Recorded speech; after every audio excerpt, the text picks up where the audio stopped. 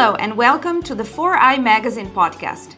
I am Federica Bressan and today we talk about nanotechnology and the food industry with Bilshan Tamaha Keranga, co-founder and CEO of the startup NANOTECHNOLOGY. Let's go. Welcome Bilshan. Thank you for being on the show. Thank you for having me. So the startup NANOTECHNOLOGY is a social enterprise company that offers nano solutions for the food systems. Unpack that for me, please.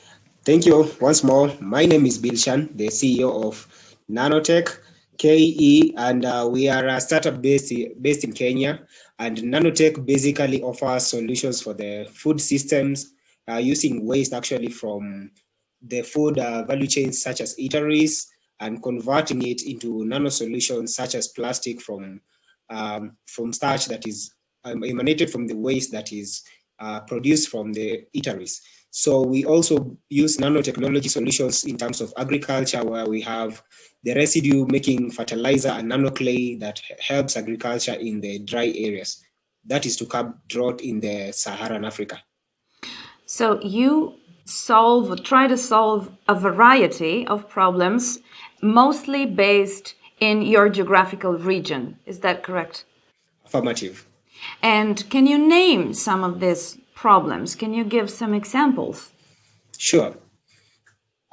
Just to expound more about nanotechnology, nanotechnology is the use of very small things to create or to solve very big problems that we have.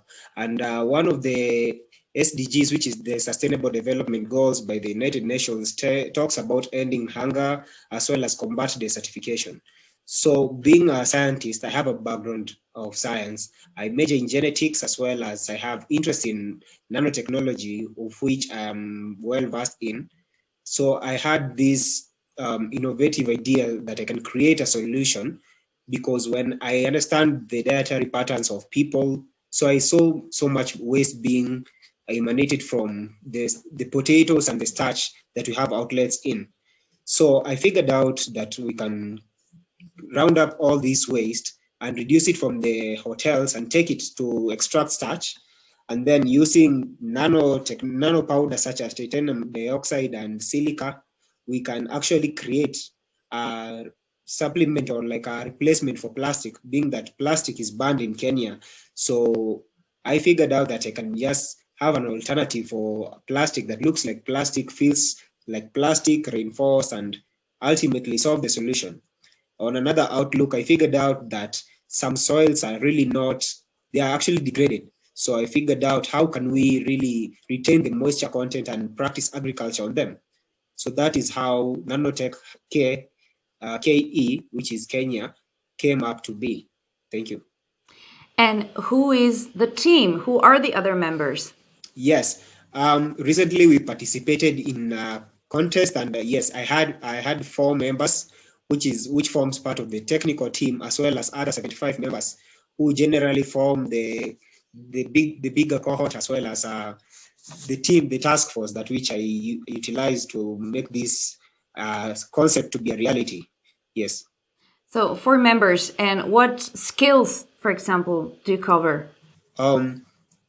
When I start with the founder, who happens to be me, I have very many skills, but I have a bachelor's degree in science as well as in genetics.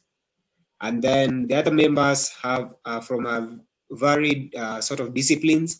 We have a person from the food science department, we have a veterinary, and we have people from the wildlife, as well as other skills that might come in handy in terms of making this journey a reality. When was the startup founded?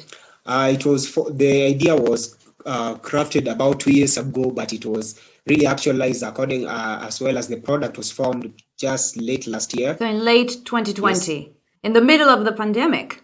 Did that slow you down? Did that make things more difficult, or for some reason it was a good time to start? Contrary to the negative expectations that I had, it actually provided a very solid mechanism to make this really be realistic, because it speeded things up and I was able to now round up all the resources that I have. I will not go without saying that yes, it was hard, but we always find solutions for things. That's part of my mantra. All right. And how does success look like for you? So what ambitions do you have? Where do you see yourself and your team members in the startup in 5 years from now? Sure. I have a backing in project management, and I understand that the really key concept of setting up a scope. So to avoid scope creep, we have created or drafted a strategic plan that runs for about 7 years, of which we are proud to announce that currently we have engaged a new partner called Africa China Consult, of which the Chinese government as well as stakeholders have been pleased to be partnering with us to make this innovation. So we really project that we are going to make actually some very good steps in the future, as well as creating some really competitive and viable products that can scale up all the way to even market in the Amazon market, who happens to be part of our algorithm. We look at the algorithm for inspiration so that we can have a sustainable food chain system as well as an operating company. Thank you. And before we go, I think it's fair to mention who supports the startup. So who supported you in the beginning or still does? Unfortunately, or is it fortunately, the initiative has been self-funded. I can say it's just a little welfare from the people who I approach directly to market the idea, and then they are really enthusiastic about it, but no financial incentive has yet been provided to us. So we just work with the little funds that we have, but it is a very big, significant progress that we've made with the little that we have, to which I believe if we can partner with a sort of an industry or like a donor to effect this, we can really develop a solid MVP, which is a minimum viable product, and scale up to this project. Yes.